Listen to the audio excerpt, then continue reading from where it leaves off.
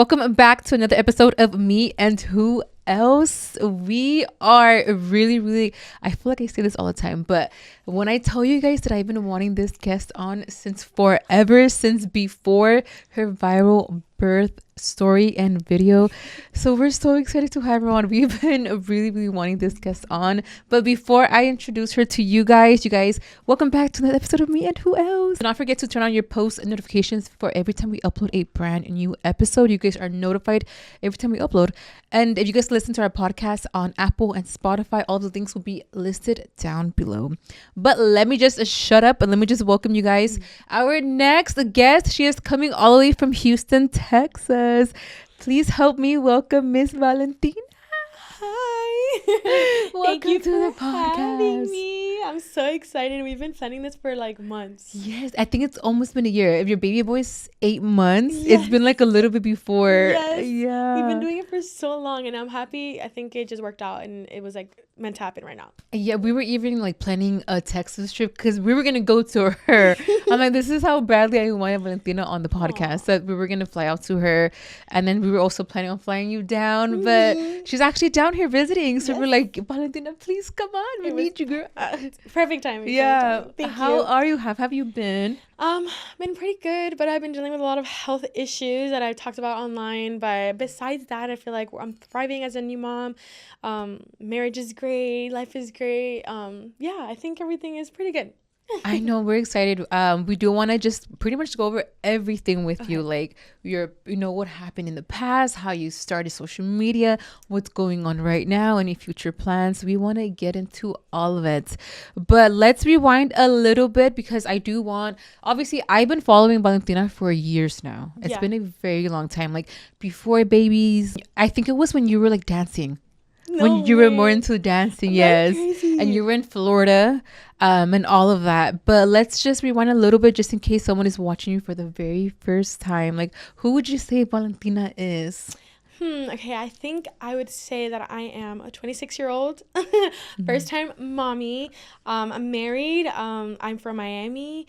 What else can I say? And you're also like, you were born in Colombia. Yes, I am Colombian. Yes. Raised in Miami. I have a little sister. I have my parents, a dog, my son, my husband. Yeah, I think that would be a little intro to me.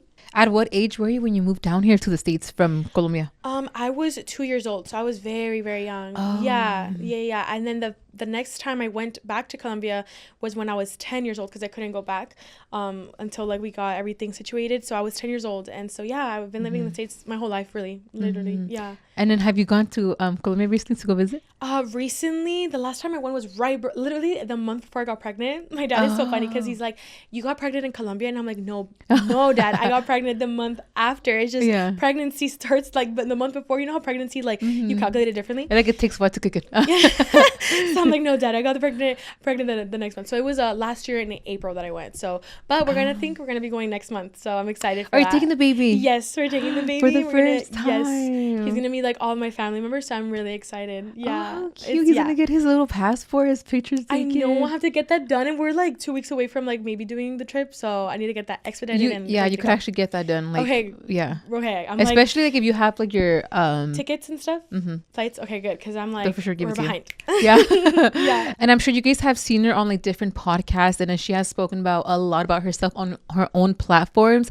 But Valentina also has mentioned that you were a dancer. How was that? And you've been in music videos. You were actually on a, like, I want to say, was it like a dancing show with Shakira? Yes. How was all of that? So I grew up as a dancer. I started dancing at the age of like 3 years old. So I love my parents for that because I love dancing so much. I love knowing how to dance and just I love music and stuff. So I grew up as a dancer at 7 years old. I started competing and doing all that stuff. I danced at school, then at a dance studio, and then after high school, I graduated and I started doing music videos. I did a music video for Sesh. Daddy Yankee, Mark Anthony, and it was so cool, but the pay was so low that I'm like, man, should I do this for a living? Like, you know, for music videos, the pay was low. Yes, super low. And like you're there like dancing and like acting and doing all those things for like 12 plus hours, and you're getting paid like $200. And I'm like, that, yeah. So yeah, because they pay like a flat rate, right? It's not like they don't go by hourly. No, it's like this is as much as you're gonna pay. Like you're gonna get paid, and if we go over like 12 hours or something, like you'll get paid a little bit more, but it's not like, so money wise is not worth it. But for me, it was like the experience, you know. I got to meet all these artists and get connected like with Sesh. I was able to do his video, and then I was on Jimmy Fallon with him, so it was super cool. We got to film that and stuff, and then I was on the show with Shakira, Nick Jonas, and Liza Koshy, which was so cool. Like it was literally a dream come true because I grew up on Shakira, like dancing to her music. She's Colombian too. Yeah, so on the show I was like, there's a little clip of us like kind of bonding over that fact that we're Colombian, and it was like so great. Like it was like such a surreal moment. I still can't believe that day happened to this day that I met her. I know. How did you get on the show? So my agent at the time, they were like looking for somebody that can know how to dance, like an influencer, and she sent me them, and then I sent in my audition tape, and yeah, that's how I got in. It was from my agent at the time. It was super cool. I can't believe that still happened to this day. That is so cool. Would you ever do Dancing with the Stars? That's a dream. I've been watching it. It's so good. It's my first season watching, and it's so interesting. Oh my gosh, I love that you're watching it, because I, like, as a dancer, you obviously you watch all that stuff. But I think that's every dancer's dream to be like on a show like that. But that would be a dream. That would be so cool seeing Valentina Dancing with the Stars. Oh my gosh, I'm preparing. Is there someone you would want to be paired up with? Me knowing like all the dancers now, because I watch it, and I have like no experience in dancing, but to me it's so interesting. Yeah. Honestly, I love all like the people dancing on there right now, and like the pairs and everything. I don't have a specific person though. I think they're all so fun. Yeah. I forgot his name. The one that danced with Charlie D'Amelio. Oh, Mark Ballas. Yeah. Love him. Love him. I feel like he's everyone's favorite. Yes, I love him so much. And now he's paired up with Whitney. Super cool. Yeah. So maybe him. I love him. I think that'd be really cool, but that would be a dream. Can you imagine me on Dancing with the Stars? So yeah. Cool. Hopefully one day. We'll be voting for you. Yes. Vote her out. And then of course you have spoken about like your childhood and all of that. And we just want to like lightly go into it. Just because like I said, we know that we've heard it, you know, on different podcasts and stuff like that. But is there like a childhood memory that you feel like defined you, who you are today? A childhood memory. I feel like, I guess like positively, like, or negatively, like anything. I feel like growing up, I had a very good childhood. Like I was very blessed, and I'm grateful for that. My parents are still together to this day. I have a little sister. You know, we had like the perfect family, like, you know, dynamic and stuff. But I did have a lot of issues with my mom growing up, and so I feel like that really shaped me as a person that I am now, because now I'm like, that's my bestie. So you know, we got past all that. We're very alike, so we used to bump heads a lot. But I feel like that is such a thing that I like to talk about, because I feel like not a lot of people talk about like growing up in a very like, you know, safe, good you know, environment, but still it being toxic. So I think that's something that really defined me as who I am today. Because I learned a lot. You know, I used to give them a lot of headaches and stuff, and we used to bump heads a lot. So I think just like growing up in a very positive environment, but still kind of being toxic, defined me who I am today, because now we're all healed and we all love each other so much. So I think that's something that I always think about when I think about my childhood. Yeah. Is she older than you, your sister? My sister is younger. Okay. Yeah, people always think that she's older, or that we were twins growing up. But yeah, now that I'm a mom and a wife, I feel like we will always assume that I'm the oldest, which I am. Yeah. And you also have mentioned that you actually had a sister that died 2 days after she was born. Yeah, she was, I forgot what type of medical condition she had, but my mom had, her belly was really big, and I think she had a lot of amniotic fluid in her belly. And then she did have a cleft lip too. It was a lot of issues also with her lungs, and then she was born 2 days after she passed away, sadly.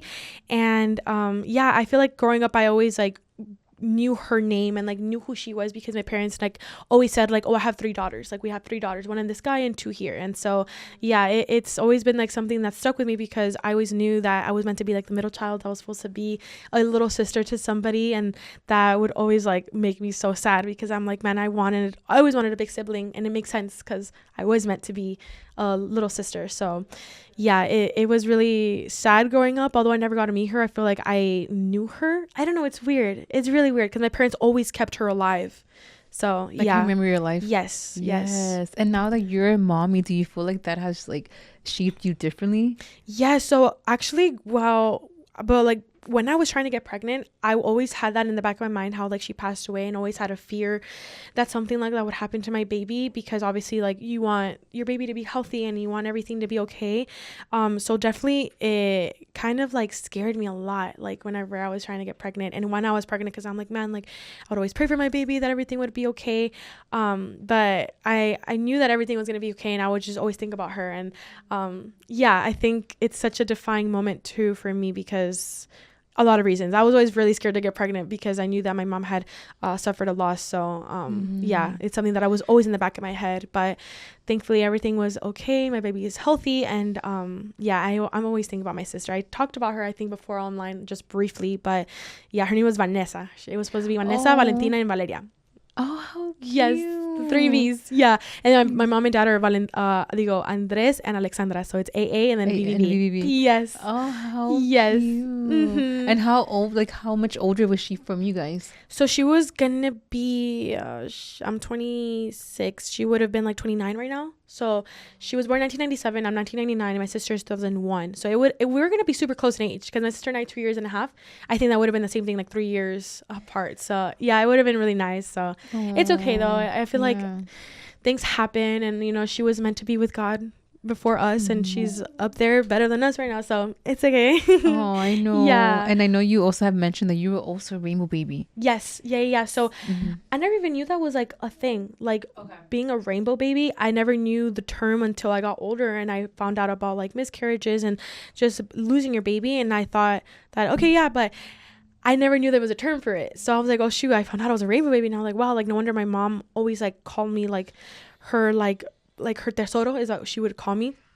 Whenever I was born, she was like, wow, like she is like everything, you know. She tried to protect me a lot because I was her rainbow baby. I was like an angel baby to her, which is cool. I never knew that I had a term for it. So yeah, I'm a rainbow baby, which is super cool and like crazy, because when you have a loss, I talk about it because my mom tells me what she experienced when she lost my sister. I feel like you go through so much, and then when you finally have a baby and like, you know, she's healthy and, you know, she ends up living, you're like so happy and like so grateful. So yeah, it's cool that I never knew that it was a term, but I'm a rainbow baby. It's pretty cool and crazy. I know, that is, yeah, that's nice. And then that you have your younger sister to also look after. Yes, exactly. So I'm like, I don't know, I think everything happened for a reason. But yeah, my little sister is my best friend, and I get to be her big sister. So yeah, it's pretty cool. She's my best friend too. So it's awesome. Yeah. I feel like because your mom went through complications during her pregnancy with your older sister. Yeah. Okay. And then did she have to go through like the IVF journey with you? Is that? No, actually she had us both I guess you can say like naturally, without having to go through IVF. And she didn't even, I tell her this all the time. I mean, she tells me this all the time, that she didn't know that she was in labor with me. She literally went to the hospital and she was like, wait, oh, okay. But she knew she was pregnant. Yeah. But when she was already at the hospital about to give birth, she didn't know she was having contractions. And I'm like, did you even have that epidural? And she was like, no, I don't remember.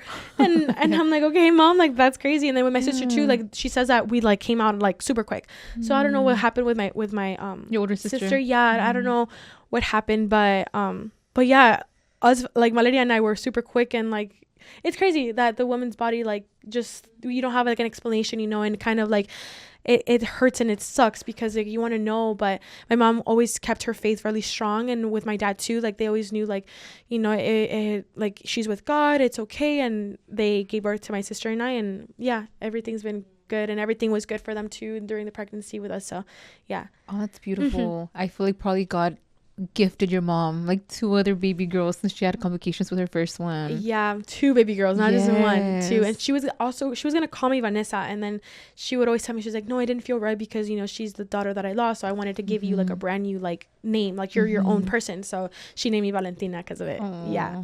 That is so cute. Yes. I feel like you have lived so many different chapters in your life, and I know a huge one was when you were sharing your sobriety story, like how you have been, because you went through something that was really traumatic for you. Do you mind going into detail about what happened that made you decide just being sober?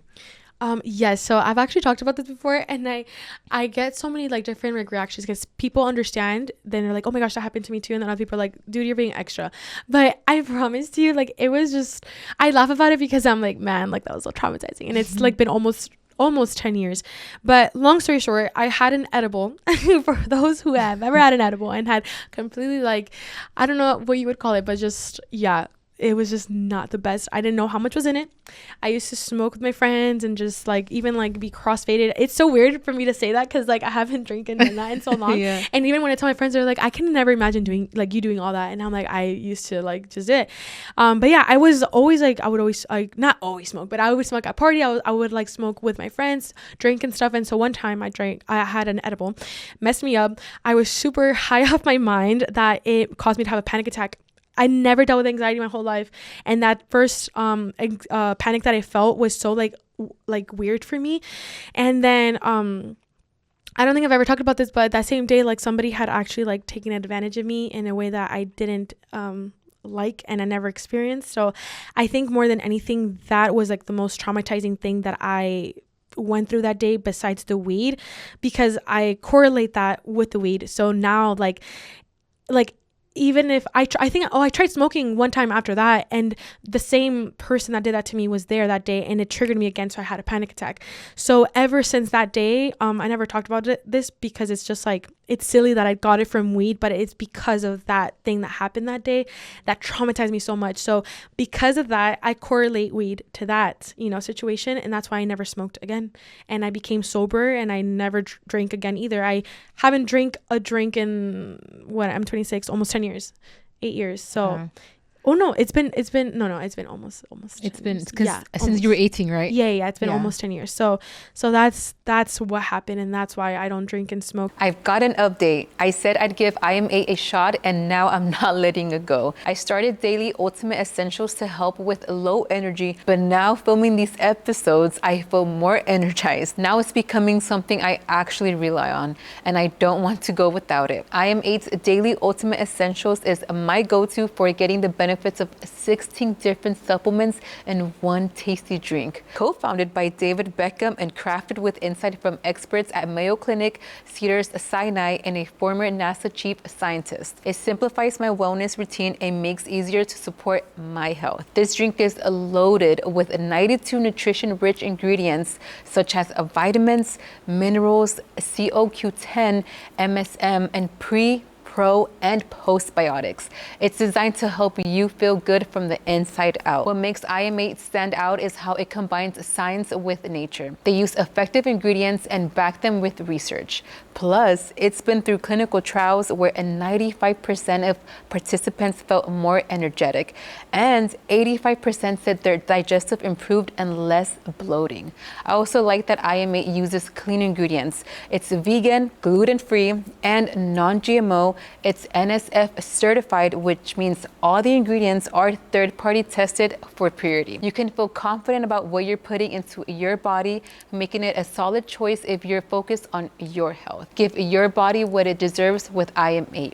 Go to imhealth.com/whoelse and use Who Else for a free welcome kit, 5 free travel sackets, plus 10% off your order. That's IM8 HEALTH.com/whoelse. Code Who Else for a free welcome kit, 5 free travel sackets, plus 10% off your order. imandhealth.com/whoelse, code Who Else. These statements have not been evaluated by the Food and Drug Administration.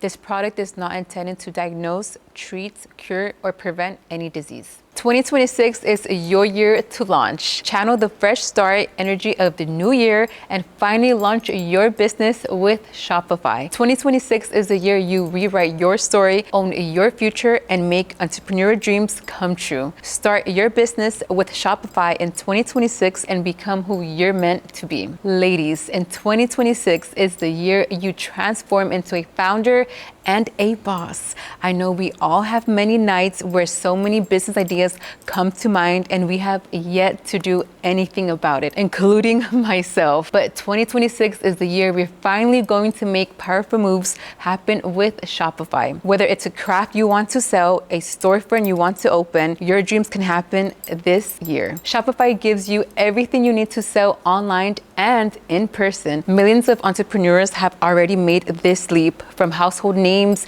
to first-time business owners just getting started. Shopify is where OTD Flash started and created so many milestones with us. Shopify gives you all of the tools to easily build your dream store. Choose from hundreds of beautiful templates that you can customize to match your brand. Setup is fast with Shopify's built-in AI tools that write product descriptions and headlines and help you edit product photos. Marketing is built in too. Create email and social campaigns that reach customers wherever they scroll. As you grow, Shopify grows with you. Handle more orders, expand to new markets, and do it all from the same dashboard. In 2026, stop waiting and start selling with Shopify. Sign up for your $1 per month trial and start selling today at shopify.com/whoelse.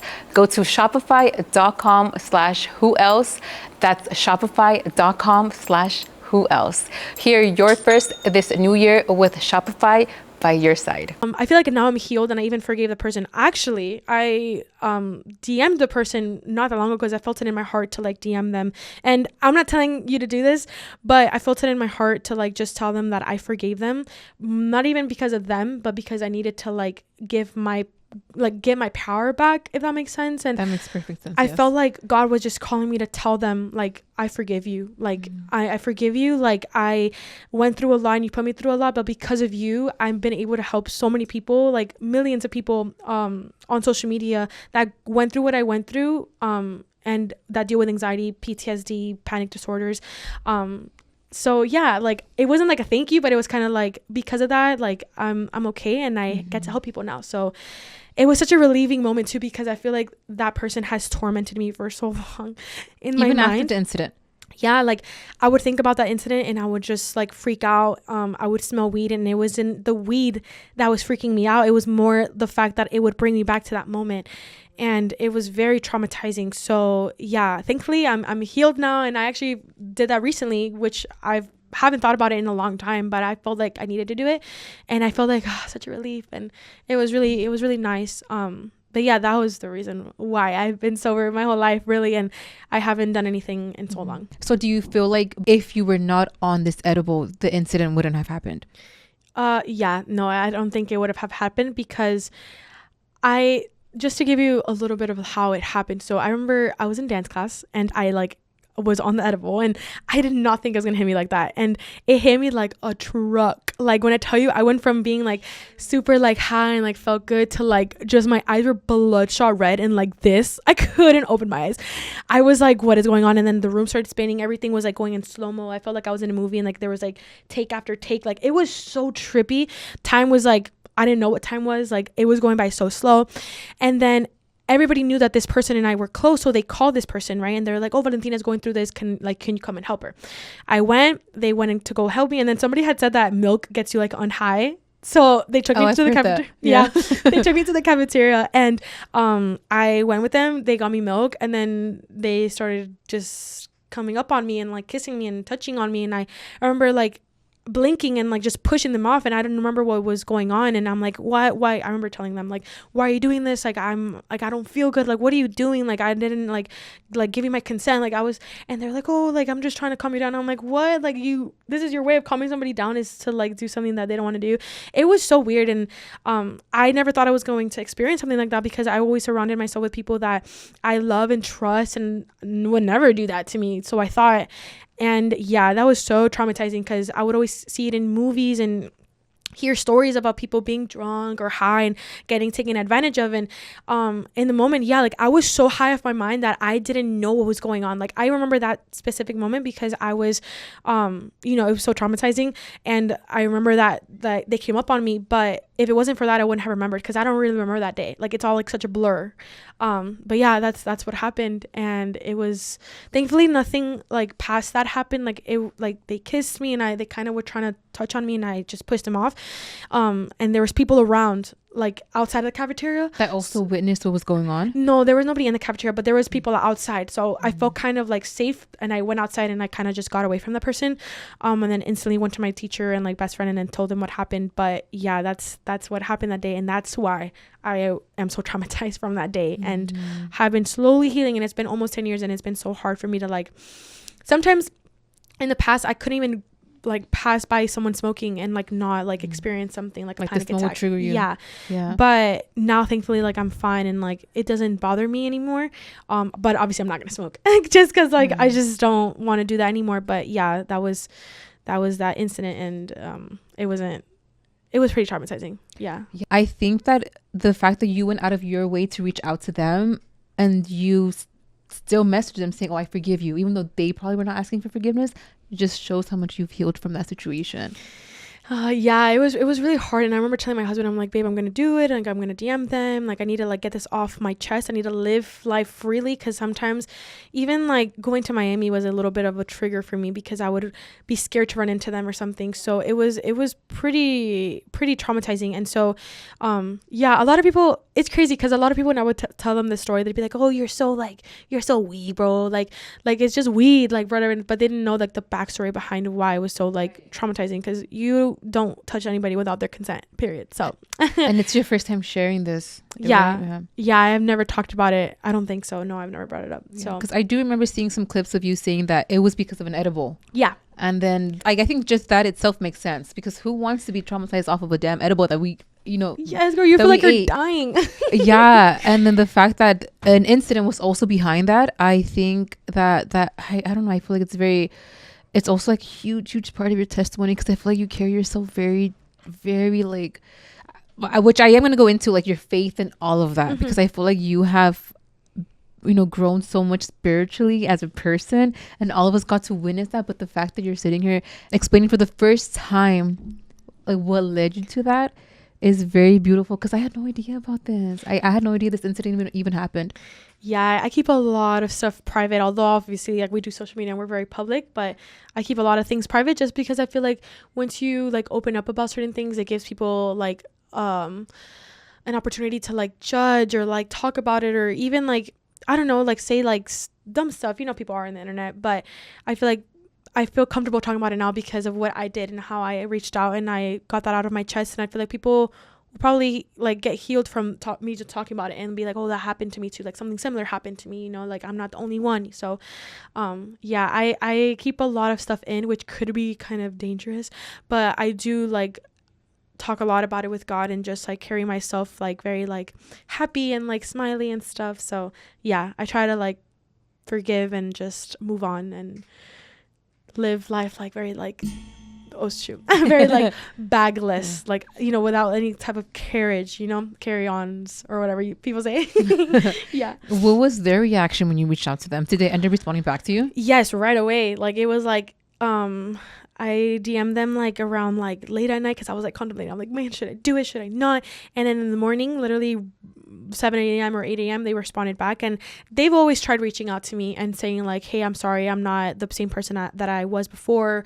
But I was always like, I would always kind of ignore it and like not answer, because I'm like, I don't want you in my life anymore, So they tried for years to reach out and to apologize. But I think it meant everything for me to do it, because I needed to gain my power back. So yeah, they instantly replied back, and they said that they appreciated it, and that they didn't expect it, but that they really appreciate it, because yeah, it was something that I feel like they were carrying on for so long too. And it's not okay that it happened, but I just needed to forgive them for myself. And then we know that you chose sobriety when you were 18. You being in this industry, like being on social media, obviously, like we have like fellow content creators, and the way we celebrate like a win, or it could be like a collab, a launch, is we throw like the huge parties, so we go out drinking, we do this, we do that. Do you feel like it's like a different experience for you, or do you feel like it's kind of like a struggle for you since you are sober? So I think whenever I started social media, I was getting invited to all these parties. I was going out a lot. And I was just always sober. I feel like being in those environments at the time was very fun and like and everything, because even before, like, it's because I used to not drink a lot or smoke a lot either. So I was always, sometimes I would always be sober at high school parties too, and I was always having the best time. So whenever I was at those house parties in LA, you know, with all of our influencer friends and stuff, like I looked like I was on something, because I was always like dancing, and people would be like, what are you drinking? And I'm like, I'm sober, like dancing. You're and like, I'm holy water. Yes, I'm like dancing, and I'm like having fun. So it was always pretty cool, and like it wasn't, I guess, a struggle for me, because I always like had like the mentality like I'm never drinking and smoking again, because it was so traumatizing. So yeah, I would just be at the parties having fun dancing, and people would always ask me, and I laugh about it to this day, because they're like, yeah, like, what are you doing, like what are you on? And I'm like, I'm not I haven't drank in a long time, guys. So yeah, it was never a struggle. But and then everybody around me would always drink too, so I'm like, period, like, you know, at the time, like, yeah, go ahead, like do your thing. And I'm always like with my water there, you know, with my juice and stuff. And there was times where people would see me with a red solo cup and be like, oh, you're drinking? And I'm like, no, like it's just water, like, you know. You're like, if I act drunk, nobody will ask me if I'm drinking or not. Yeah. So but yeah, no, it was never a struggle for me, because I was that. We'll get into that later, but the way I met Jaco was because I was at what is it, a party? It was a brunch spot in Miami, and everybody was there drinking, and I was sober. So, you know, like, we'll get into that later for sure. But yeah, I just wanted to bring that up because it's funny. Actually, speaking about Jaco, let's actually talk about how did you guys meet. So now we know that it was a brunch spot, right? In Miami. Yeah. So people actually think we met in LA or Houston, because that's where we used to live. We used to live in LA, and then he's from Houston. But no, complete opposite.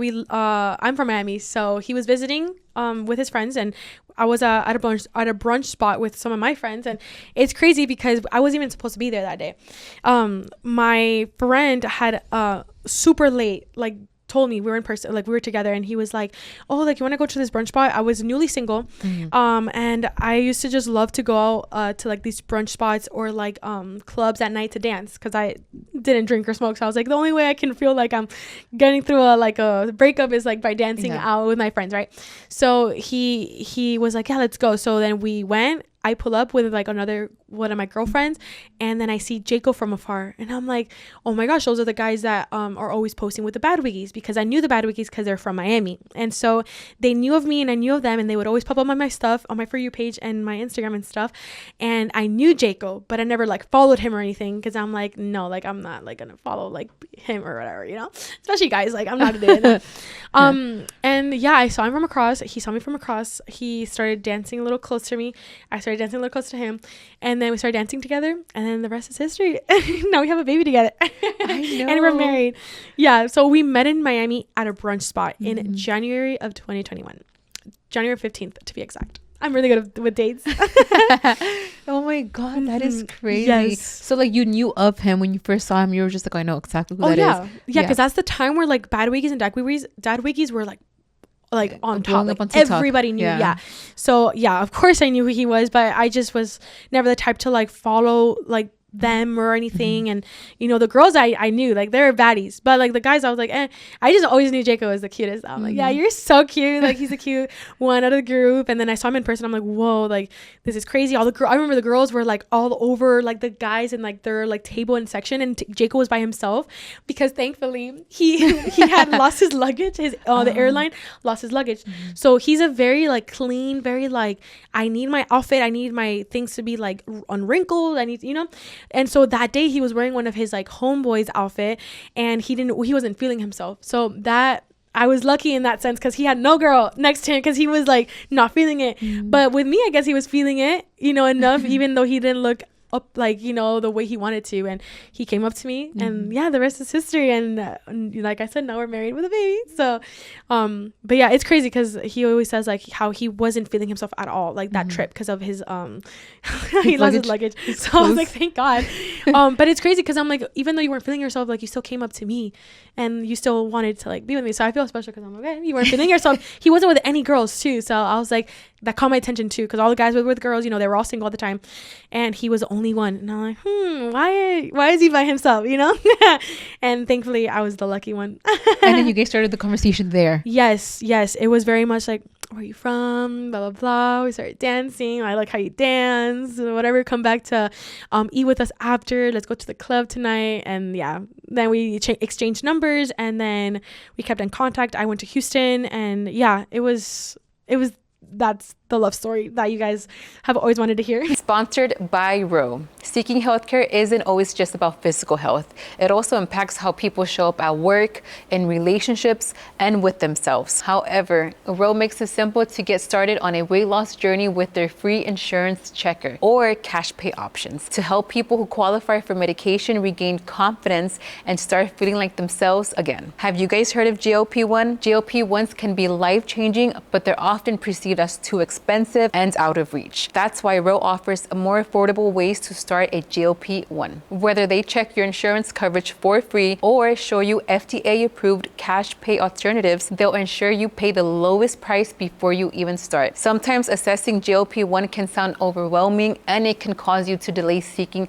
weight loss related healthcare, or you may not have insurance coverage, or just simply may not know if you have coverage. But Ro clears all that up. They'll check for coverage first, and even if you're not covered, Ro has cash pay FDA approved options that are accessible and more affordable. It's not the end of the road if you don't have insurance coverage, because Ro knows that this is the reality for many patients, which is why they offer affordable solutions. We eat right, we exercise, but nothing changes and we start to feel stuck. However, Ro steps in with options for everyone, so no more putting your goals on hold. Ro wants to help people lose weight. If you want to see if you're covered, just submit your insurance card and Ro will take care of the rest. No paperwork, no hassle, no waiting on hold. Ro's free insurance checker will send you a comprehensive report of your coverage details so you can make a decision that's right for your goals. Even if you don't have insurance coverage, Ro offers cash pay options for more affordable FDA approved GLP-1s. These cash pay options ship right to your door. No pharmacy visits required. If you decide to move forward, Ro can help you understand if GLP-1s are right for you and your goals. But that's just the beginning. When you become a Ro member, you'll have access to your provider on demand for any questions. Join the over 1 million people who've trusted Ro to check their coverage for free. If I needed this product, it's what I would use. Go to ro.co/whoelse for your free insurance check.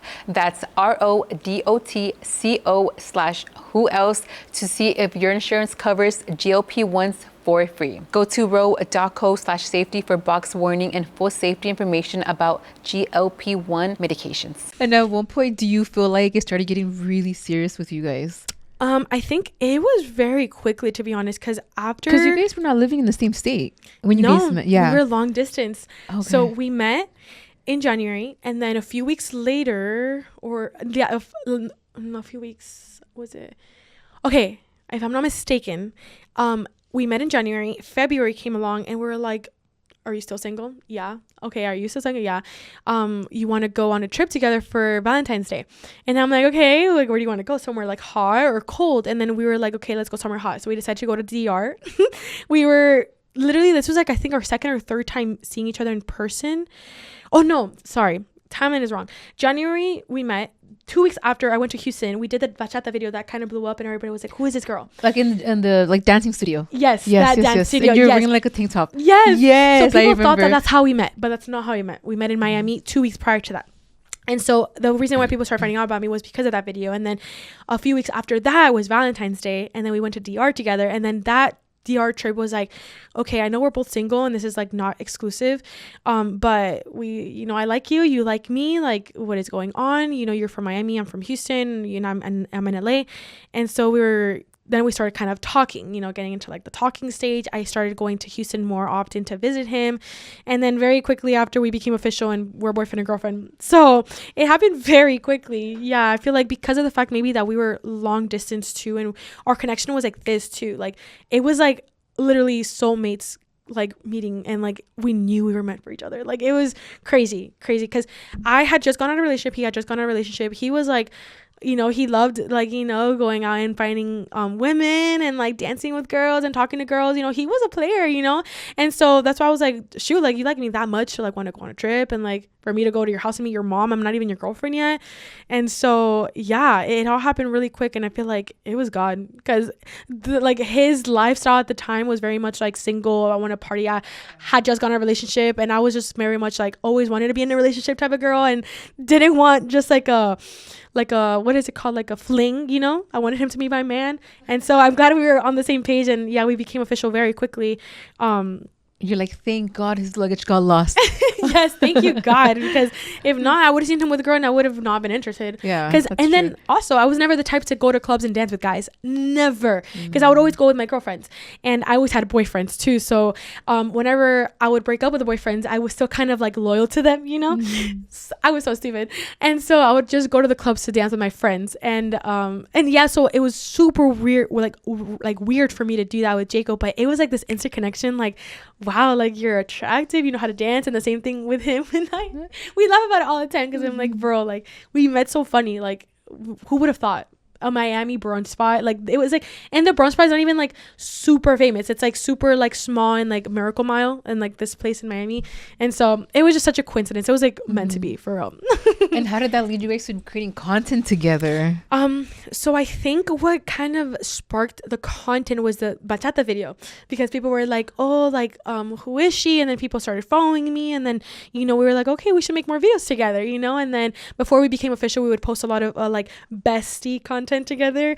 When we were like in the talking stage, we were calling each other like besties, and so we were posting more like dance videos, more like bestie content, and then we became official, and then we just started doing more couples content. You know how that goes when you're with somebody, and yeah, it happened very quick, like from not meeting to meeting, and then posting together all the time on social media, which is pretty cool. I loved like making it official, and then yeah, I loved it though, and he did too, so it was pretty awesome. How did the internet react to you guys making it like public and official? So public and official, people were kind of like, who is this girl, Mr. Pink? He's mine. And I'm like, I get it, you know, like it was all so new to me, because I've only been into other relationships, and they were always very like low-key guys, like, you know, like very like quiet low-key guys, and now I'm like dating this like influencer guy who has like all these girls in his DMs, and they're like crushing on him and stuff. So it was very new for me, and so yeah, the girls were like, oh, like who is this girl, like blah blah blah, and I'm like, I'm sorry, like I'm his girlfriend, you know. I'm his girlfriend now. So it was pretty crazy to like navigate that, but thankfully, like obviously, like people respected our relationship. Like once like we started saying that we were official, and like, you know, how everything was, and all the girls like ended up being like my supporters too, you know. And so it was pretty cool, but definitely it was pretty wild at first. Yeah, pretty wild, because I never liked dating guys like that for that reason, because I'm like like I don't want girls like all in your DMs and stuff, you know. And so it was pretty crazy at first, for sure. And yeah, that was pretty well timed. I know, because at that point, that was when he was like in his prime with the dad wiggies, right? Yes, like very much prime, like still living in LA, like, you know, the content house, like Casita, was about to start. Yeah, about to start, because I remember they were still living in Houston when like the dad wiggies were still going on. When I started dating him, La Casita hadn't started yet. So yeah, it was very like prime time dad wiggies, bad wiggies. Yeah. And you also have mentioned before that in the beginning of your relationship with Jacob, that it was a little toxic. Oh yeah. Like, what did that season teach both of you guys? A lot. And we're very grateful that we went through it, because I feel like now we're able to help others that are going through that. And I feel like something that completely changed our relationship was God, because I feel like, man, we were really toxic. Obviously, like how I mentioned, I had just come out of a relationship. He had just come out of a relationship. He was very much like, you know, like liked his singleness, and I was very much the opposite. I always liked being in a relationship. Both my relationships were really toxic. He had a very toxic relationship. So obviously bringing all that baggage into this new relationship was a lot to handle. And then plus, he never dated a girl that like had a little bit of a social media presence, because I used to like do social media kind of before meeting him with like dance in Miami. And so he was never used to dating a girl like that, you know, and being public and having guys be in my DM. So it was like very new for the both of us. And it was very much like, you know, getting over the jealousy stage and being like, okay, like I'm secure in this relationship. Like I trust you, you trust me. So it was a lot. It was a lot. But I'm glad we went through it and we got through it, because we're able to help others, like I said now. And I feel like that's something that we love to do, is to help others. So, but we were really toxic. And in the beginning, yeah, I mean, it makes sense though, when you're not healed from other relationships and then you come in another new relationship, it's like, duh, like you're going to bring all your baggage and your jealousy and your traumas and your things that you did and didn't do, you know? So we had to navigate through all of that. But we did it in a very, like in a very fast pace too. It was all God. I really don't know how we did it, because then we got engaged like a year and a half after we were dating. So everything moved pretty quickly. Yeah. Especially in the beginning. I think that there was a lot of noise online, because of course all of his fans, all of the girls were like, oh, who is this? Like, this is Jacob's girlfriend. Do you feel like that messed up like your confidence, or did it mentally affect when you had all these eyes on you in the beginning? Yes, because I feel like I was getting a lot of hate. Like, people were like, oh, like his, like, people were only like talking about me as his girlfriend, or they would hate on me and say like, oh, like she's the reason why La Casita ended. Like, they would always blame me for stuff that wasn't like rationally, like it didn't make sense, you know. And I was getting blamed for a lot of stuff, and so that was pretty hard to navigate too. And people would always say that I was controlling him, you know, when he started changing, you know, and getting closer to God. And there was this ongoing joke that like I had him on in a cage or something, like in a leash and all these things. And then I think I also saw one where they started calling him like Pastor Jacob. Yes. Yes. So that was after. Yeah, because he got super close to God, and they were like, oh, Pastor Jacob and Sister Val. And I'm like, no, I haven't seen that one. Sister Val. But yeah, and so it's okay, girl. I became a Sister Elsie too these past couple of months. Amen. But yeah, and so people were really hating on me, and I can see like why I got that hate, because I was jealous. I was insecure. Like, I was like, you know, all those things that people said. And it was because of the fact that I didn't know how to navigate like this new like relationship and new lifestyle, you know, like also like it was just like a lot of new input. Yes. And you guys were just starting in the relationship. So imagine having like, you guys are just getting to know each other. Yes. But imagine having like other people put opinions on a whole new relationship. Thousands of people like saying like, oh, but like why this isn't that, like she's like this. I don't know. It was like so many opinions, and you don't, in a regular relationship offline, like you don't get that, maybe from family members, but and it's private. Yes. And you guys get to know each other peacefully. Yes. But you're online and you're like growing online, and then people are judging or opinionating on things, and it was very hard. But I'm glad that people kind of like grew with us and noticed the change in both Jaco and I, because we completely went from being toxic to being in a healthy, secure relationship, you know. And I can see why people were saying all those comments, because I was always around a lot with the guys and stuff. Although they always like liked that I was around, Jaco would always tell me like, babe, come and like be with us and stuff. And obviously I would be like, yeah, let's go, because I want to be with you. But now I'm like, no, like just film, you know, like I'm with Matthew at home and he wants us to go, like we'll go. But I'm like, I'm fine, I'll stay home, babe, like I don't want to go, you know. And so it just takes for you to have communication, forgiveness, and like just talk about your past, because if not, you're going to be toxic and you're not going to be secure in your relationship, and you're going to be jealous and all these things. And I'm just happy we got past it, because we were pretty bad. It's just a really big hiccup, but you guys made it. Yes, we did. What's one thing you wish people knew about your relationship that they don't see online? That's hard, because I feel like we post everything. Like, we're very honest and open, like about how toxic we were. We were open about how, you know, parenthood has been hard, you know, postpartum has been hard.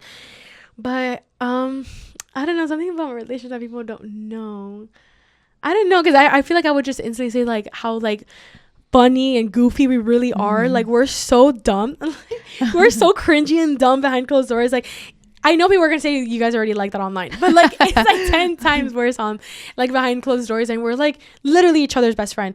But I feel like that's pretty obvious. It's just I feel like it's like 10 times like more like goofier and funnier off camera.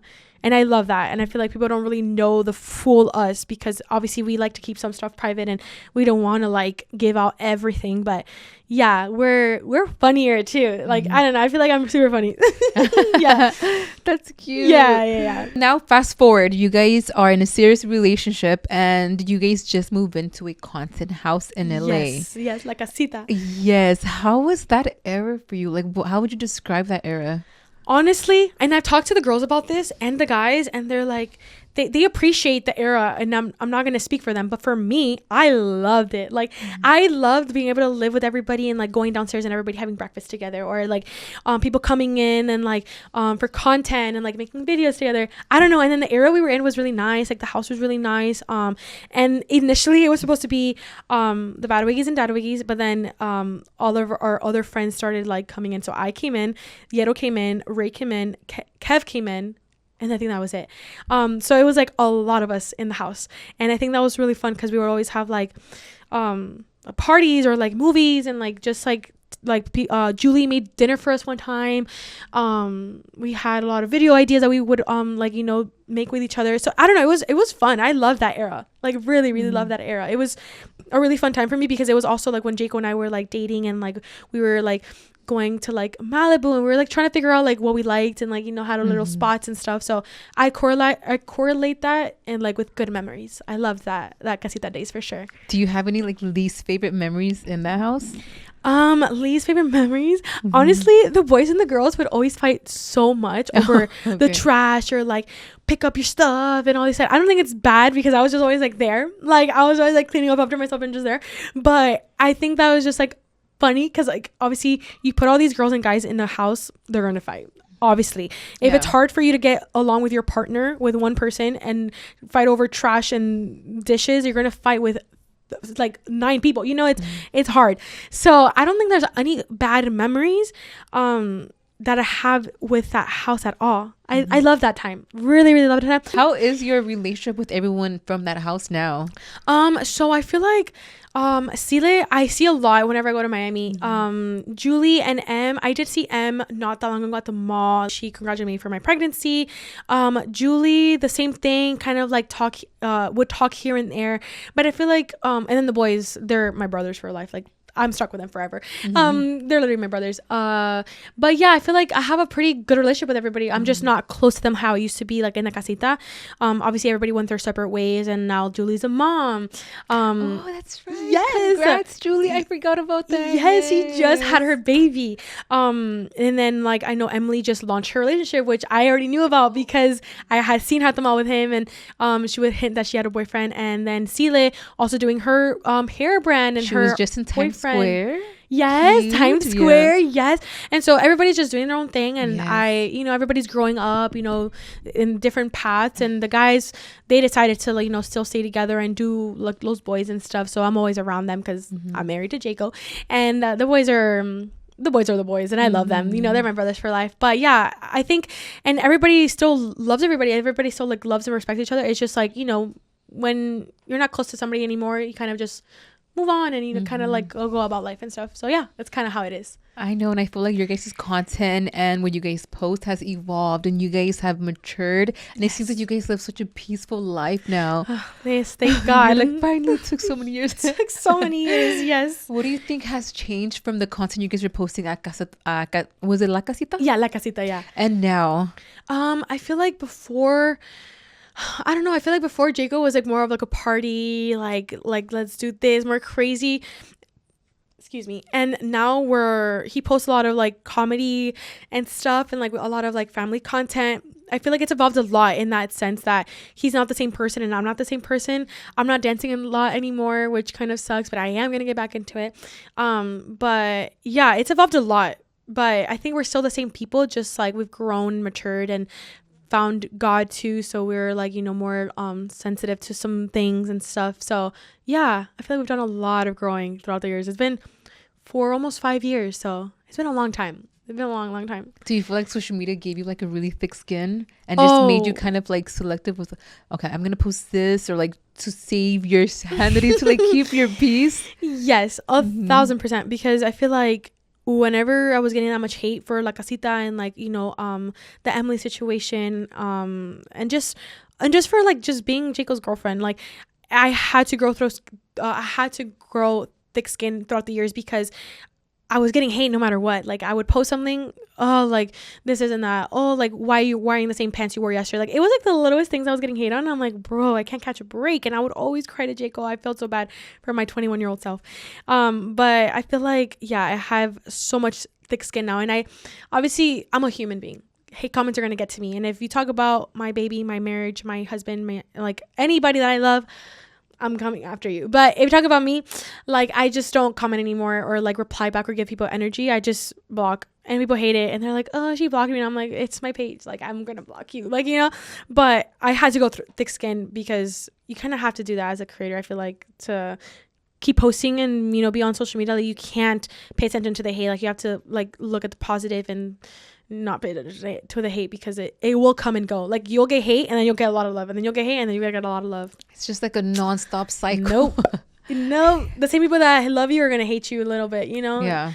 That's why I don't even get used to the love either, because I'm like, man, like I need to have my approval be from God, and like like pay attention to what he says about me, because one day someone's gonna be like I love you, and the next time they're gonna be like I hate you, which I've gotten DMs like that. Like there'll be like DMs of somebody like saying like I love you girl so much, and then the hate comment that then the next DM is like, oh, why did he and I'm like, wow, that's crazy. The switch up is insane, and it's something like stupid that I did or something, so yeah, you're like, what happened? We were friends. I know. I'm like, wow, that's crazy. But it's okay. I've learned. I've lived and I learned. And now I just protect my peace by not necessarily not posting certain things, but just being more careful with who I give my energy to online. Because I used to go like at it with people. And I sometimes still do if they kind of push my buttons with my family or something, Then I'm like, oh, you're I have time. Like we're gonna go at it, You're like, how much time I got to? Yes. Oh my gosh. Yes.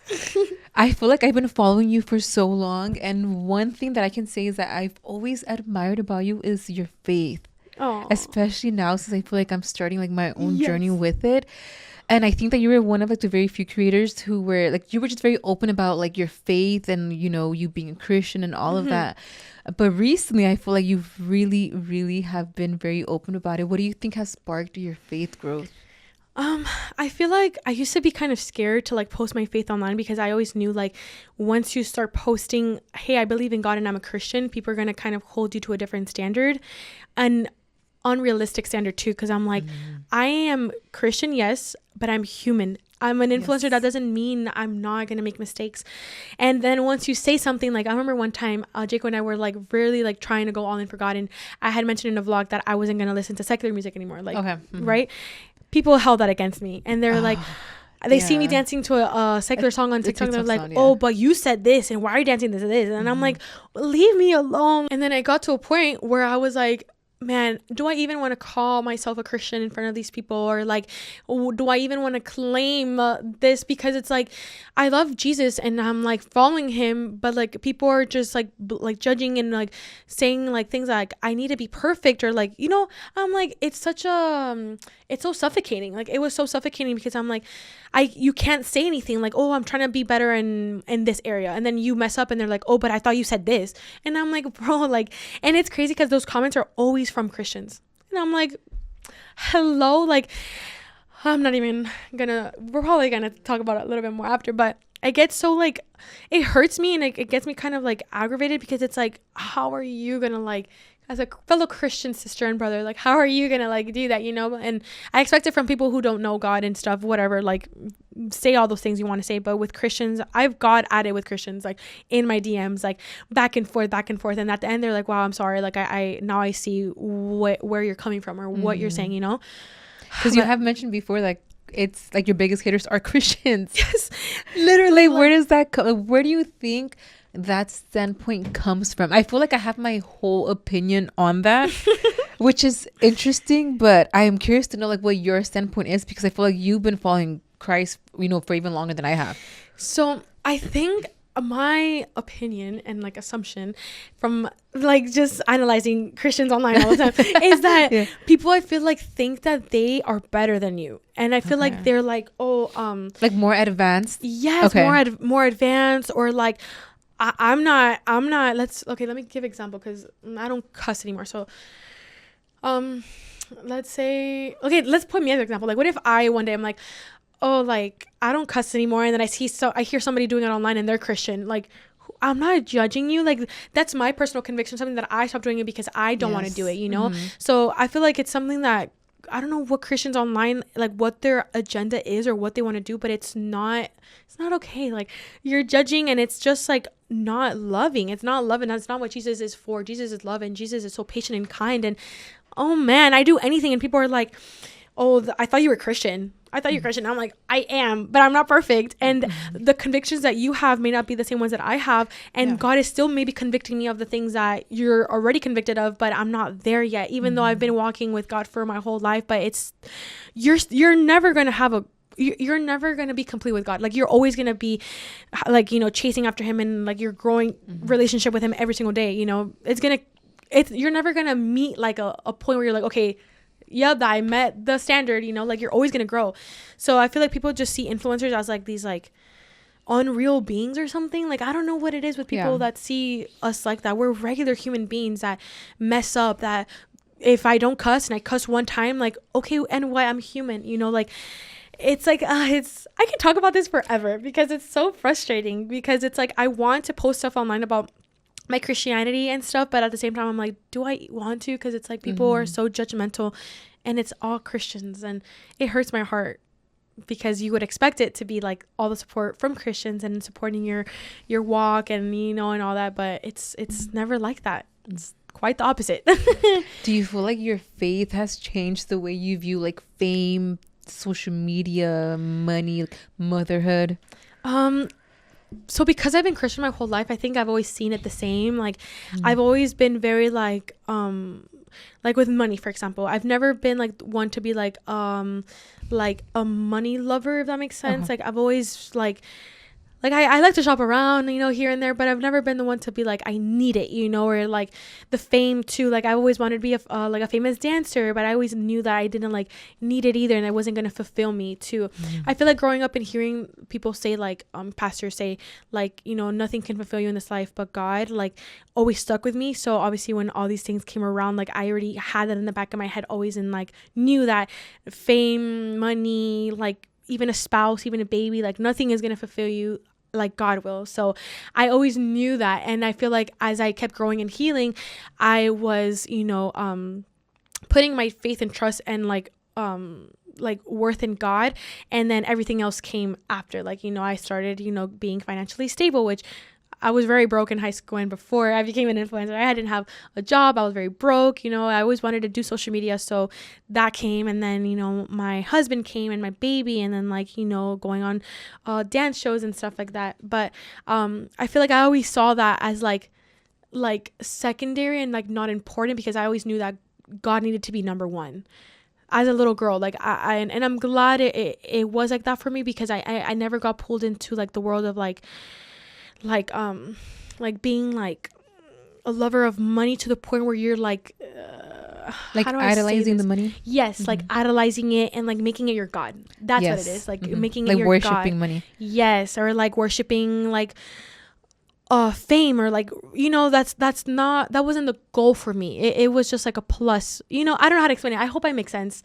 But I think my faith has helped me a lot, and I'm thankful that my parents like, you know, helped us with that when we were growing up, because it shouldn't be number one in my life, and I'm glad that it wasn't, because now I'm like, okay, like I have all these things, but it's secondary, you know. Yes. Hopefully that makes sense.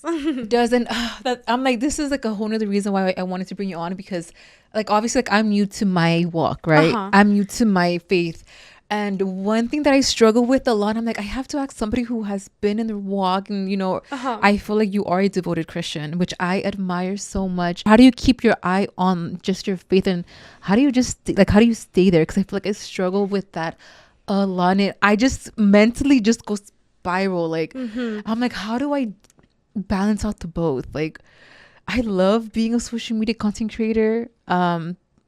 But some things that involve do like makes me feel convicted. Mm-hmm. And I never say this online because I'm just like, I don't want to come off judgmental because I was doing those things as well, just last year. You get me? Like, Yeah. and like, how do Mm-hmm. you separate? Like, okay, like I know that this is my walk, Mm-hmm. but I know that I can't be X, Y, and Z, or I can do X, Y, and Z because it Yeah. makes you feel convicted. Yeah. Okay, I think this is a perfect question because Jacob and I went through something similar whenever we first started like getting really close to God. Jacob had told me first, obviously because we were dating, that he didn't want to like party and drink and do all that anymore. And so obviously like I was for it because I don't drink or do nothing like that, and I would just go to parties to dance. So it wasn't a big deal. So I was like, yeah, like for sure. And then obviously something that was a little hard was for his friends, like for him to tell his friends like, hey guys, like we're not gonna, like I'm not comfortable like going out to the clubs anymore to drink and do all that. You know, for his personal reasons that he's talked about before, he stopped drinking just because one, he wanted just to not drink and like, you know, please God in that area, but also because his family has a history of like alcohol, and a family member had died because of it too. And so he just wanted to kind of cut it off like generationally and like look after his like future generations, which is our son now. And so whenever he stopped partying, obviously like with the guys, they were like, what, Jacob? Because Jacob was like the one who introduced them to like parties and like drinking and stuff. He was the oldest, so for them it was like, what do you mean, like not even our birthday parties, not even like club to go for my part, like for my birthday. And he'd be like, no guys, sorry, like I just don't want to be around like drinking right now that I'm trying to stop, you know. So I feel like setting boundaries is like very important, and being like, hey, I love you and like I'm gonna support you in any way that I can, but like if there's like a club event or like a party, like I just can't, like I just am not comfortable being there, you know. And it's not coming off judgmental or anything, it's just like a personal thing, you know, like how Jacob personally didn't want to because his family has a history of drinking problems. The same thing can go for you, like just because, you know, you don't want to do that doesn't mean you're judging them or you don't want to be their friend anymore. You know, I feel like you just have to set those boundaries, and I think that's healthy and important. And if they love you and like care for you and respect you and your walk with God, they will understand and not like you know, like blame you or like do any like thing weird. You know, they'll treat you the same, you treat them the same. It's just like, you know, boundaries. So I think that's really important, is boundaries. That helped us out a lot. And like now the boys never even mention parties or clubbing to us because they know like we don't do that anymore. And they do their thing, like they do their thing all the time, and we're like, yeah, like that's what they do, and we just don't participate.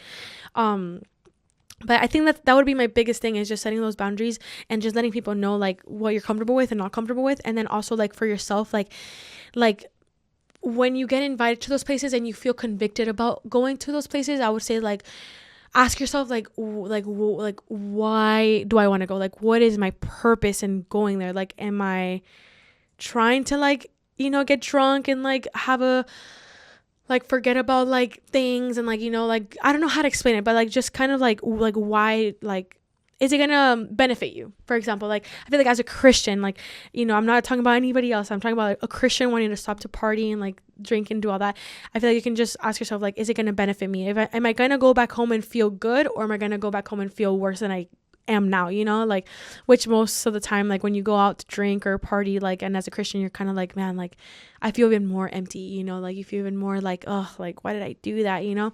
So I feel like it's hard though, because for me, I stopped drinking for a reason that traumatized me. But for you, for example, and like Jacob, like you guys are choosing to stop doing it. So I feel like it's a little harder because you're like, dang, like, but I do kind of want to go and like be with my friends. I kind of want to like, you know, drink and do all that. So it's like, I applaud people that just want to stop doing that because of their own convictions. Because I'm like, wow, like you guys have a lot of self-control, you know, and like you wanted to stop doing that because of that. So, but yeah, it's easier said than done though, because man, being Christian and walking with God is so hard. Like it's so hard. People always talk about like, oh, God is so good and perfect, and he is, but not the walk, you know. The walk is so like hard. Yes. It's so hard. Like, man, walking with Jesus is not like rainbows and butterflies, and you're not gonna not go through things. Like you're gonna go through things and you're gonna stumble upon a lot of struggles, right? Yeah. And yeah, in situations like you, like, oh, like I'm wanting to go support my friends, I want to go and do these things, but like how do I like not do it because my faith and like I'm convicted, you know? It's hard in the beginning, especially. Yes. And also like how do I do it without them like being like, oh, she's gonna judge us if we do this, and it's like that's not where my heart posture is. Yeah. Like I'm not judging anyone, because I was just in Miami last year, like a couple of weeks before like my entire accident happened. I literally was in Miami for like a whole week. Like I wasn't there freaking just having a tea party. Like no, we were there shaking ass, like doing everything. Yeah, exactly. Like that was my last really huge outing. That's like, crazy. A year ago. Yeah, a year ago. Like before my walk kind of started. So it's not like if I have done these things. Like I've been there. I know what it's like. This is why I'm like, oh my god, I miss going out. Like I miss doing this. Like, but yeah, it's hard. I think it's just hard because it's like. But at the same time, I'm also like, you guys, I have like, I'm not gonna go into detail, but I have seen the most scariest like things during like my sleep paralysis, like, and all of that really makes me feel like, okay, no, like I know this world is so spiritual, and it's hard to explain it because a lot of people are gonna be like, girl, you sound crazy. But it's very real, and I've experienced my own stories and people around me, so I know that that's so real. It's so real, girl, and people are just not like they just wouldn't understand, and that's okay. So it's hard to talk about. It is hard to talk about. So I'm like, you guys, please don't think that like we're coming off from like, I don't know, it's like hard to crazy talk about. Christian girls. Yeah, I'm like, oh, it's just hard to talk about. I get you though. Yeah, I get you. And I'm like, in reality, guys, I'm scared because I have witnessed very scary things during my spiritual warfare. Yeah. And I'm scared to do anything that's not holy, because let me just preface by saying, like, of course I'm gonna fall short still. 1,000%. Yeah. Like, of course, it's like I'm not a perfect Christian from one night to this night. Like, no, like there's still like sometimes I'm like, I want to listen to Taylor Swift, like knowing I should not be listening to Taylor Swift. And like, even if you do, I feel like, oh man, I got hate about this one time because people just, if you're not Christian, you're not going to understand the difference between being religious and being a Christian, having a relationship with God. So that's the thing. Like when you have a relationship with God and you're seeking him every day and you're like wanting to be in a relationship with him, okay, how do I explain this? Like there's always so many preachings that I've heard that say like religion will tell you what not to do and will give you like rules to follow, but relationship will I don't know how they say it, but it's just like, okay, let's say I'm in a relationship, right? In a relationship with my husband, like I don't want him to tell me don't do this, don't do that, don't do that. Like if I'm not going to do something, it's because I love him and because I respect him and because I don't want to hurt him. So that's the same thing with God. Like when you're in a relationship with him, you're not following these rules because you have to do them or because somebody is pastor or priest is telling you you can't do them. You're not doing them because you feel like you are hurting God while you're doing them. It's a relationship. You don't want to hurt God. You want to spend time with him, so you talk to him, you pray for him. It's just really hard because people don't understand the difference. But when you're religious, it's very easy to just be like, oh, like I can't listen to any type of music at all from the world anymore because it's from the devil. Like I love listening to Justin Bieber. I love listening to who else? Ariana Grande. I love listening to all these like love songs. Like I'm not convicted by it by listening to them. Like, do I listen to rap? No, I don't listen to rap anymore because it's my personal conviction. Some Bad Bunny comes on and I like listening. Like I would like what period? But it's just like personal convictions, and it's everybody has their own walk with God and their own relationship with God. And I'm not. Like a relationship with God shouldn't be, oh, I have to follow these rules. It's like, okay, yeah, there's rules to follow, but I always get hate for saying this, and I know I'm gonna get hate for saying this too, because people just don't understand the difference between being religious and having a relationship with God. Because they always say like, how are you not religious if Christianity is a religion? Yeah, yes, it is a religion, but it's more about having a relationship than it is about religion and following rules. It's so hard. Like, no, but explaining Christianity. Yes, I understand you 100% because it's true. I feel like if you are like in your walk with faith, like you're gonna do things because you love him. Yes. Because you want to. It has to, like, you can't perform for God. No. You can't be like, hey, I'm gonna be a good Christian because I said so. Like, yeah. So I'm gonna, put on this act and like I'm a Christian. Like that's not how it works. No. Like every day I feel like you really have to be like, oh my God, like I know what happened to Jesus. I know what he went through. So I feel like you start falling in love with him more and more the more like you're in your word. And then that literally makes you like, okay, I'm gonna like slowly like not do this. Like it's not like you can't do this, you can't do that. Like, yeah. So I understand where you're coming from, because the more I'm like into my word, the more I'm like, oh Yeah. like I thought like yeah, being religious was like, you can't have tattoos, you can't curse, like you can't have piercings, like and that's kind of what we grew up on, especially like in the Hispanic community. Like it's very normal for us to be like, we have to be at church Wednesday, Friday, Saturday, Sunday. Like, but then how do you live your life every other day, you know? So that's where relationship comes in, and that's where you can tell the difference between someone who is religious versus who's someone who has a relationship with God. Yeah, because then like who's on fire for God. Yeah, because it's like people who go to church every once in a while on a Sunday just for Easter, and I'm not coming for y'all, please, I'm probably gonna want to take this out, but I'm just gonna say it, but don't come for me. It's just like people like I'm just giving an example. Like somebody can go to church on an Easter, but then say that, you know, they're Catholic or Christian or whatever they want to say, and then they're abusing their wives, or, you know, I'm just going to an extent, because it's like, okay, like that's where you can tell like someone who is religious and doing things because they have to do it, rather than having a relationship with God and saying, okay, like I'm not doing these things because they're not pleasing God and they're not good for people around me, they're not good for myself, you know. There's about, so like, much your fruits. Yes, that's the perfect way to say yes. it. It's about yes, fruits. Exactly. Damn, but no, I feel like that really did answer my question, because it's hard out here, girl. Like it is. And then it's hard because I don't want anyone to be like, oh, she thinks she's a perfect Christian. Like, absolutely.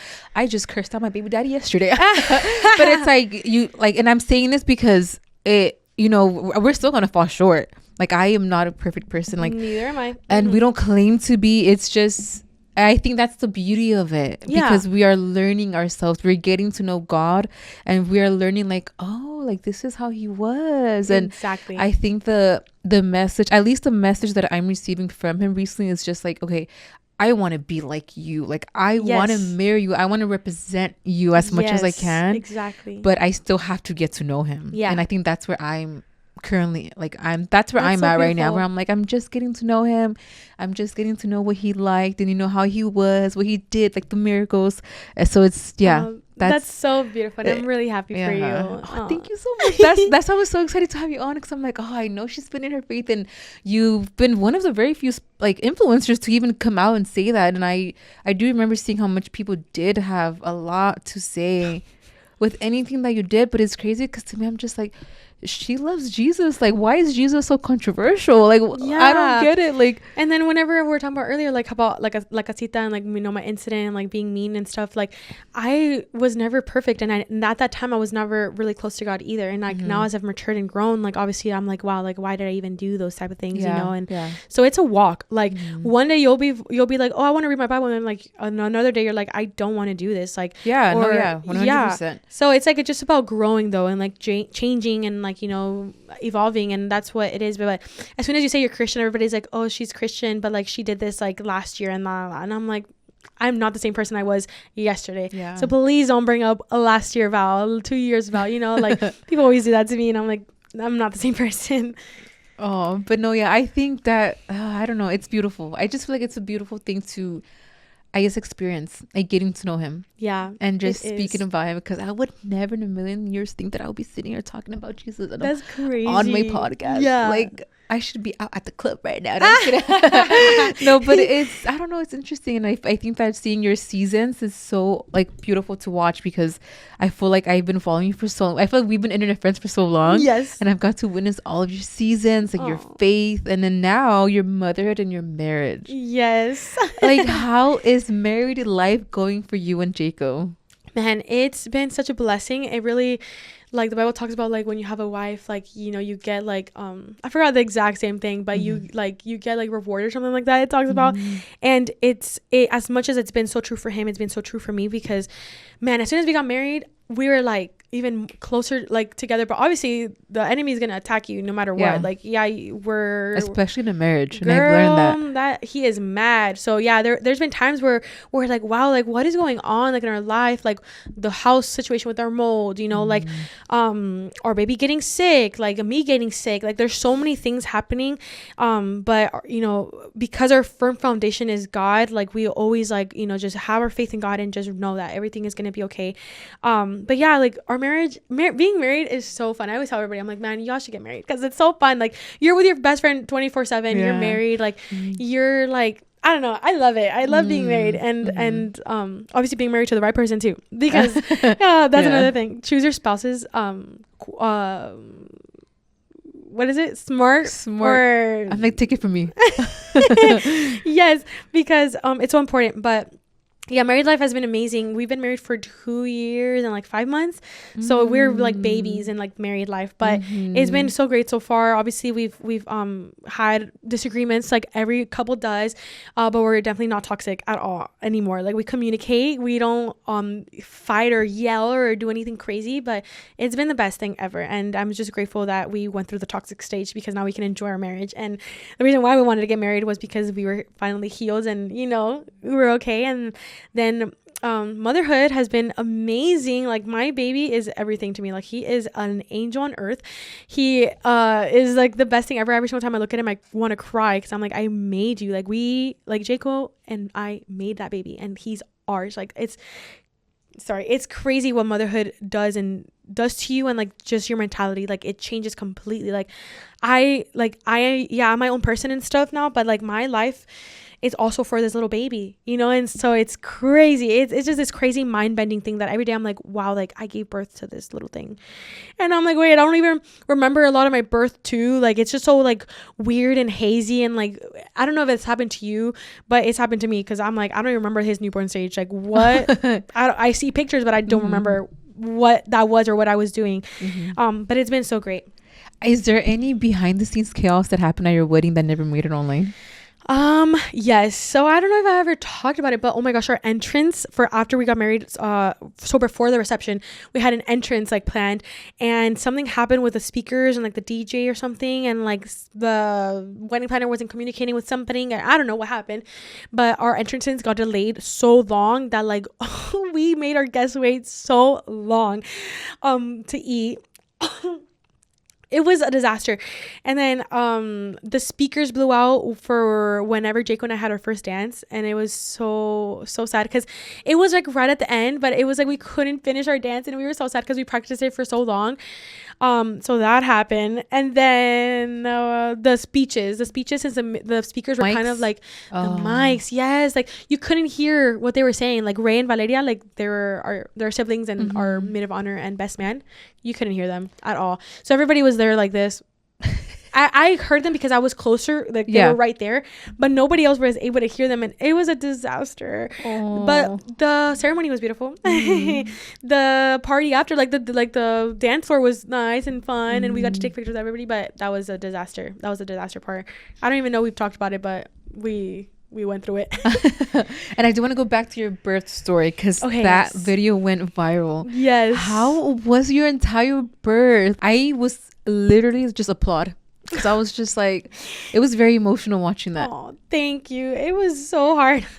It was so hard. I remember going into labor and I'm like, oh my gosh, yes, I prayed for this. He's going to come quick. I know it's going to be peaceful, fast, and everything good.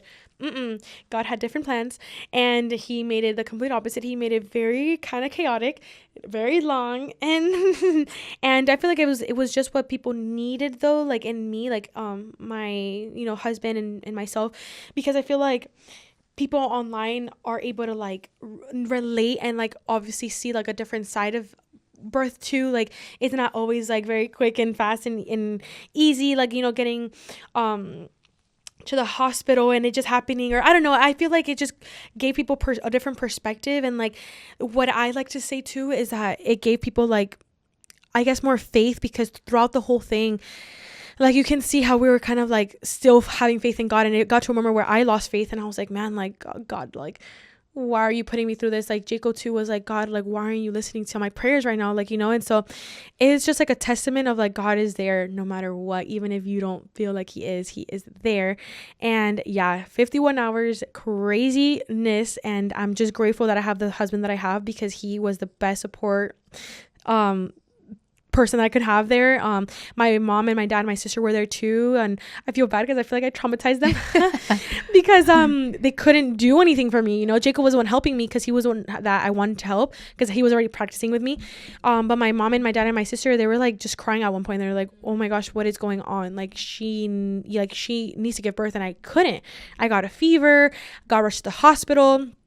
I was screaming in pain. Oh my gosh, it was a lot, but I think it was just the way it needed to happen. And I'm grateful because although it wasn't the way I wanted it, but God is silly in that sense. I think he has a sense of humor because I literally asked for the complete opposite and he gave me the thing I didn't want. And but it all worked out. And was that like, what did you not want like in your birth plan? So I just wanted it to be very peaceful, pool like birth, like water birth. And I didn't get that. I got it. I wanted to give birth at the birthing center that I was in, but then I had to get rushed to the hospital because I had a fever. And so that didn't happen. And then I gave birth at a hospital, which I didn't like. I didn't want to be at a hospital because they kind of scared me because, you know, they always pressure you into doing things you don't want to do. And so I was like, I don't want to go to the hospital. But then I went and all the nurses and my midwife were amazing. And I got a midwife like to deliver my baby, not even a I don't know how you would call them, an OBGYN. And she happened to be at the hospital at that time. So it was just perfect. But yeah, my birth plan was initially to have a water birth and for it to be fast. In my head, I'm like, obviously everybody who and then non-medicated as well, huh? Yeah, non-medicated. Yeah. Which is what I got, thankfully, but I was this close to getting the epidural, which was going to be fine. But I was terrified of medication. Like how 51 hours without no medication is crazy. 51 hours. Yeah, we counted and I didn't realize how long it was. I'm like, from start to finish, it was 51 hours. I couldn't believe it. Oh my God. Yeah. But it's because I was so scared of medication. That's why I did it for so long. And then I was practicing for so long too, like doing exercises, like breathing exercises, holding the ice cubes and like breathing through them, you know, and doing all those things to like it being like a mind over matter thing. Because I've always heard, I did my research. I would watch like 2 to 3 birth videos a night to like prepare myself for the unmedicated birth. So all these women would say like it's all like in your mind. Like 90% of it is like a mental thing, and the other 10 is like pain. And people like say that they're not like really like what is it called? Like they don't like tolerate pain well. But I always knew that too. I was like, man, like you have to have a lot of like strength in that area to like give birth unmedicated, but it's really a mind over matter thing. Like if you tell yourself you're going to do it, you would do it. And I am a testament of that. And I'm happy it's out there because how do you like 51 hours without like that, you know, like I wanted to give up, bro. Like for a moment I was like, why? I want to like die right now, you know? Literally. So I'm glad it's out there because if you really like for girls who want to do it unmedicated, it's possible. But girl, if you want to get that epidural, you get it. And I think you should because it's painful. It's very painful. I really thought I was going to be like very fast, but no. I'm grateful though. It was how it was meant to be. And I've been able to help other women with, you know, the fact that they want to do an epidural. I mean, they want to do it without an epidural. I've helped them out with my video. I'm like, okay. And even girls who like want to get an epidural but want to advocate for themselves have said that it helped out for them too, because I talked about that in my video too. Like, so I'm just glad I'm able to help women in birth and like, you know, something so important. Like that's a really big day for women, you know, and their bodies. So I'm just happy. I know God was like, okay, I'm gonna use you then. 51 hours non-medicated. Yeah, I'm like, God, please stop using me. Like I you're like, I'm tired. I'm tired of being a strong soldier. Yeah. Leave me to it. Like leave me and just I want to check it out. You're like, use Jacob. Yeah, no, it's Jacob's turn. Literally. But how are you doing now with postpartum? Like physically, mentally, emotionally, how is postpartum going for you? At first it was really hard. I was going through the baby blues really badly. I think I would say that I don't think I ever went through like anxiety, like postpartum anxiety or depression, but maybe looking back on it, maybe I did go through a little bit of the depression stage of it because I tried breastfeeding. I couldn't. I was getting a lot of like infections and stuff, and he was just not latching on good at times, and then I wasn't producing as much, so it was just a lot that was happening that was making me kind of like sad and depressed. Obviously you're not sleeping well, but we persevered, and we are now like, obviously you're, as a mom, I feel like you're always going to be kind of like worried about something because you never know with these kids. And so but postpartum specifically has been great though. Like I have the best support system, and when I was going through the baby blues and stuff, like Jacob was always like very hands on and helped me like with the baby even when I couldn't, you know, because I was in pain, or like I was bleeding still from like my postpartum, like you know, bleeding, and I had postpartum anemia. So it was just a lot. But my family was so supportive during the time too. I had my mom live with us for a while, so it was really great. And yeah, I feel like now I'm just very sick from the mold stuff that was going on. And the anemia, the postpartum anemia hit me like a truck too. So I kind of recovered from that, thankfully. But yeah, it's been a journey, but it's been really great because I have an amazing partner, amazing people and friends and family. So it's been pretty great. I also feel like a lot of your content has been helping young women or just women in general with, because you have been very open up with how you're feeling with derealization and depression. Yeah. For someone who has like no idea how it feels or like what it is to experience that, how would you describe that? The best way that I can describe it is like you're behind a glass door and you're trying to get like to reality and like out, but you can't. It's like very like movie like, very like game video like. It's very, I don't know, it's very weird. It's like very like dream-like. It feels like you're dreaming. And so being stuck in that state of mind was very scary for me because I was stuck in that state of mind for like 2 years straight. Like, and all derealization is, it's not scary. It's not, I mean, it's scary. It's not temporary. I mean, sorry, it's scary. It's temporary. It's not permanent. It's basically just your body just has so much anxiety and adrenaline built up that it puts your body in fight and flight mode, and until you release that anxiety and you stop being anxious, your body's still going to be on an alert mode. So your body kind of creates this kind of protective thing like on your brain to like protect it, so it kind of like zones you out. It's so weird. Like when you look into it, it's like the scientific things and stuff about it, it's like so weird. It's basically a chemical imbalance in your brain, and until you balance it back out, like you're gonna keep feeling it, but it's unreversible. Like I'm fine now, you know, but going through it was not the best thing because you feel like you're literally like invincible. Like sometimes you would feel like you're in a dream, so like nothing is real. But yeah, so it was really scary, and I've had people like ask me for advice, and I'm really grateful that I experienced it, although it was really scary for me. But I'm happy I experienced it because now I'm able to help other people that are going through it, because sometimes they don't even know what to even call that. Like they're like, I didn't even know I was going through that until I saw your video. And it's crazy because like 50-something% of the people or something like that on earth are going to experience that one, like at least once in their life, because it's just anxiety. It's literally just anxiety, just a lot of it in your body.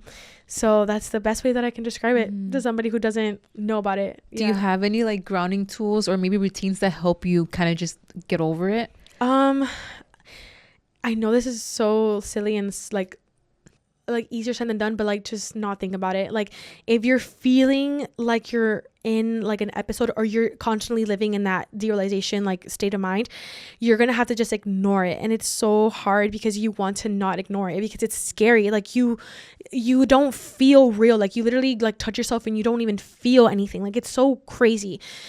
But the more you stop thinking about it and stop giving it attention, the like slowly you're gonna like see it go away. It's so hard because obviously when you're in it, you want to obsess over it, and you're like, okay, like how do I get rid of it? Like do I have to take some type of like medication, some type of like a vitamin, some type of like what do I need to do? But you just need to not be anxious and like just like nothing about it. It's so hard. It's so hard, but it's possible because I'm fine now, and I am a testament of that. So you're gonna be okay. Oh, I know. Yeah. I feel like you seem very peaceful, and you seem just very like relaxed. Yeah, because I feel like I went through it for so long that I'm like, man, like it sucked. So now I'm like, okay, because sometimes I'll even feel it like whenever I get a little bit of anxiety, because I've been sick and stuff. Like I'm like, okay, no, like I'm okay. Like my body is safe. I'm safe. Like I don't let myself get to that state of mind anymore. Like I just feel anxiety and I let it go. Do you take social media breaks to help you with that? So I'm actually taking one right now. Oh, because period. I unintentionally am taking one. Like I guess I haven't been posting because I've been sick for like 3 months now. I don't know if you can hear that I'm out of breath because like I just probably have low iron right now, but literally back to back stuff, like getting mold poisoning, and then I literally touched down in LA and I got a virus that made me vomit and like made me another like other stuff. So it's been so much back to back, and so I'm like I don't have the energy to even like get up out of bed.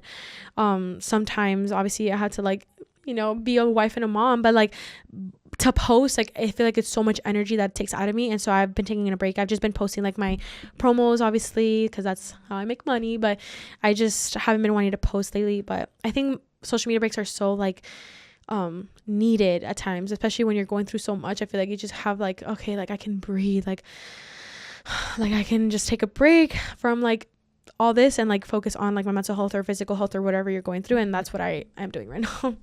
Speaking about like mental health and how you handle it, and like when you take your social media breaks, what do you think you wish people understood when it comes to influencers' mental health?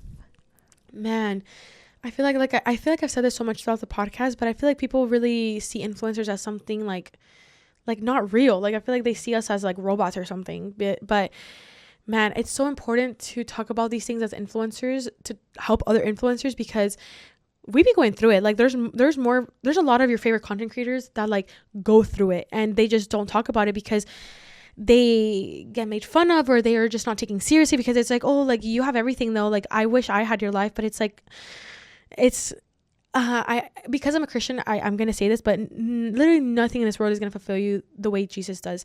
And so that's something that I always talk about and have felt in my life. Like whenever I go through things, I'm like, man, like literally nothing matters, and nothing in this world matters except my relationship with God, my health, my well-being, you know. And so yeah, I feel like people would look at influencers and they're like, oh, like why is she depressed, why is she anxious, like she has money, she has a house, she has this, like whatever, like she has everything I could want. Like there, you know how many celebrities take their own life, and trigger warning, but it's very much true, like take their own life because they're not happy and they have everything that everybody would ever want. They're millionaires, billionaires, and they're not happy. So it's so important. I feel like hopefully I can like raise more awareness with this, with mental health specifically, and influencers, because we be going through it. Like I talk to a lot of people every day behind closed doors that just go through it, and you would never know. Like you would never know, because they just don't talk about it because they don't want to. They're not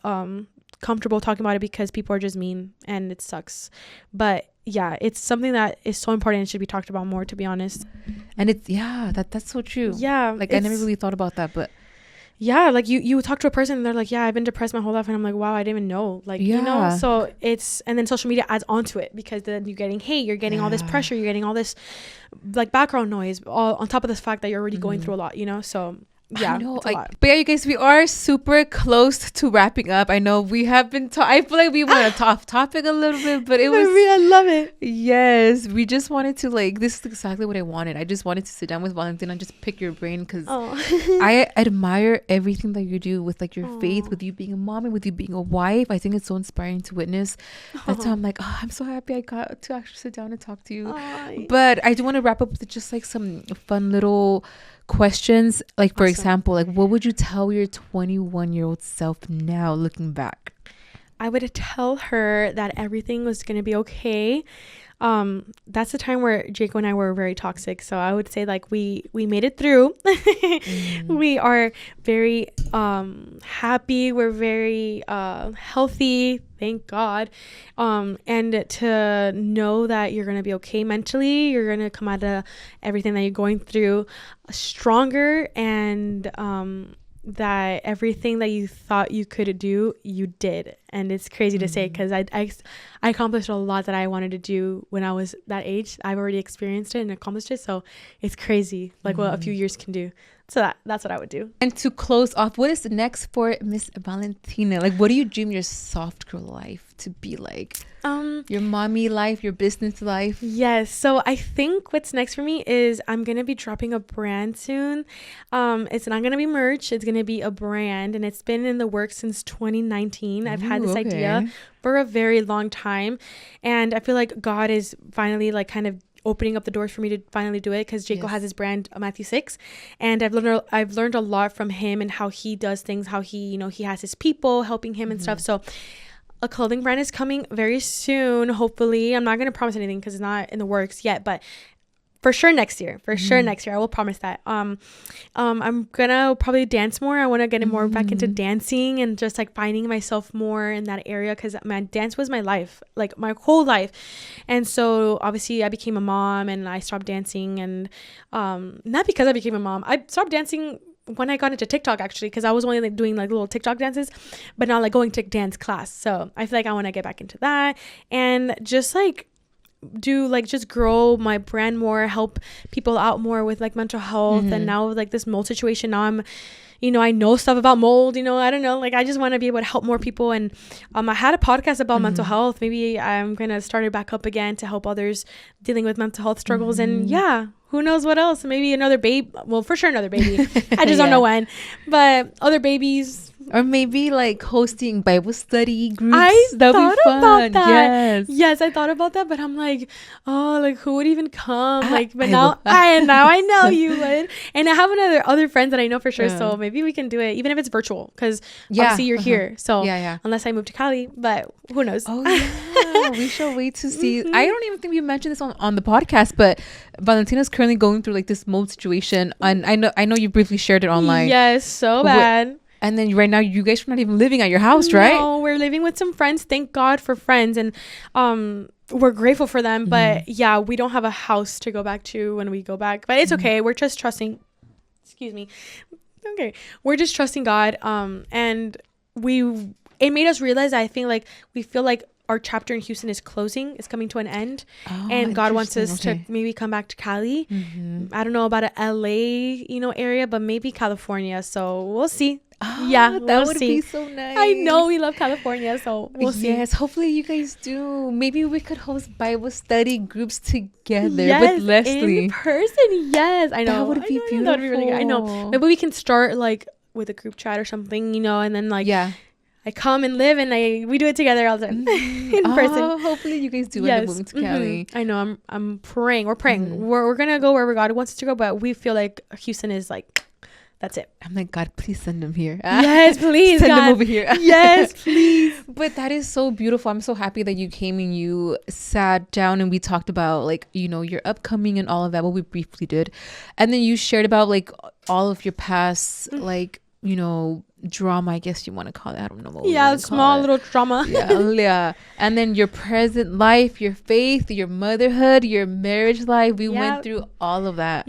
So thank you so much for coming on, and I hope that you guys enjoyed this podcast. And I hope that you said everything that you wanted to say, and you shared the gospel. You did everything here. Yes, girl. I just want to thank you for having me. I've been wanting to come for so long and it just never worked out, but I'm happy it worked out right now because it was perfect. Because I feel like ever since you reached out, and now I feel like there's so much that was going on, so it was perfect. True. You know what? It was in God's timing. Talked more. I'm glad. But thank you so much for having me on. I'm super happy. Of course. Thank you so much, Valentina, and I hope you guys did enjoy this podcast. I know we spoke through a lot. I know it might be a long episode, but I hope you guys did like it. You guys, I'm gonna put all of her social media links down below. Hopefully we get to see her brand. Hopefully we get to see her move to California. Yes. Please, God. And you guys, thank you so much for watching. All of her links will be listed down below. You guys can listen to this on YouTube, Spotify, and Apple. But with that being said, thank you, Valentina. Thank you. And thank you guys for tuning in. We'll see you guys next time on Me and Who Else. Bye.